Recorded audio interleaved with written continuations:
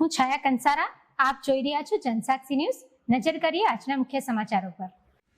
કામરેજ તાલુકાના સામપુરા ગામે ખેડૂતો માટે મહત્વનો કાર્યક્રમ યોજાયો હતો।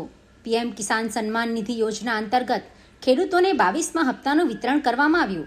સાથે જ આંતરરાષ્ટ્રીય મિલેટ્સ વર્ષ 2023 નિમિત્તે તાલુકા કક્ષાનો મિલેટ્સ મેળો પણ યોજાયો હતો। સામપુરા ખાતે યોજાયેલ આ કાર્યક્રમમાં મોટી સંખ્યામાં ખેડૂતો હાજર રહ્યા હતા। મિલેટ્સ મેળામાં વિવિધ અનાજના સ્ટોલ લગાવવામાં આવ્યા હતા અને ખેડૂતોને મિલેટ્સના ઉત્પાદન તેમજ ઉપયોગ વિશે માર્ગદર્શન આપવામાં આવ્યું હતું। કાર્યક્રમ દરમિયાન વિવિધ સરકારી યોજનાઓના લાભાર્થીઓને કુલ 8 લાખ રૂપિયાથી વધુની સહાયના ચેકોનું વિતરણ કરવામાં આવ્યું હતું। સરકાર દ્વારા ખેડૂતોના વિકાસ માટે અનેક યોજનાઓ અમલમાં મૂકવામાં આવી છે।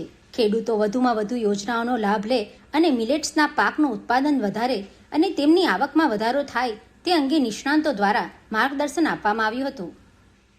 આજે પીએમ કિસાન યોજના અંતર્ગત 22મો હપ્તો જે માનનીય વડાપ્રધાનશ્રી દ્વારા આપવામાં આવનાર છે, તેમજ કામરેજ ખાતે શામપુરા ગામે મિલેટ્સ યર 2023 અંતર્ગત કૃષિ મેળાનું પણ આયોજન કરવામાં આવ્યું હતું, જેની અંદર 10 જેટલા સ્ટોલોનું આયોજન કરવામાં આવેલ હતું।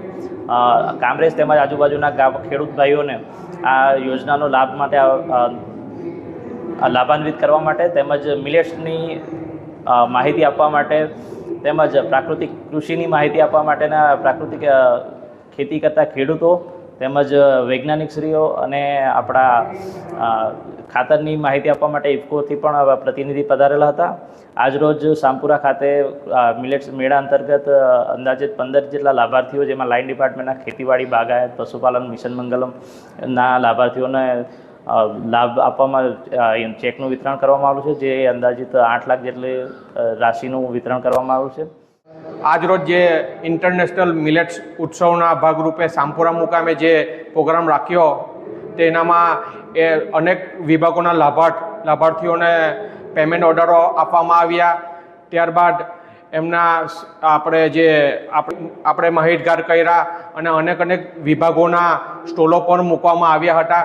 અને આજરોજ પીએમ કિસાન ને જે 22મો હપ્તો જે પીએમ સાહેબ જે લોન્ચ કરે છે ગુવાહાટી, આસામથી, તેનો બી 2000નો હપ્તો બધા ખેડૂતોને લાભ મળે અને આર્થિક રીતે મદદરૂપ થાય અને અનેક આપણે જે ખેતીવાડીમાં એ પૈસાનો ઉપયોગ કરી આપણે આર્થિક રીતે પગભર થઈએ અને આપણે પ્રાકૃતિક કૃષિ તરફ વળીએ અને અનેક આપણે જે પ્રાકૃતિક કૃષિ તરફ વળીને આપણે જે ખાતરો અને પેસ્ટિસાઇડનો આપણે ઉપયોગ નહિવત કરી અને આવનારી પેઢીને સારું સ્વાસ્થ્ય આપી શકીએ, એ માટે આ આંતરરાષ્ટ્રીય મિલેટ્સ ઉત્સવમાં આપણે બધાને જાણકારી આપવામાં આવી હતી।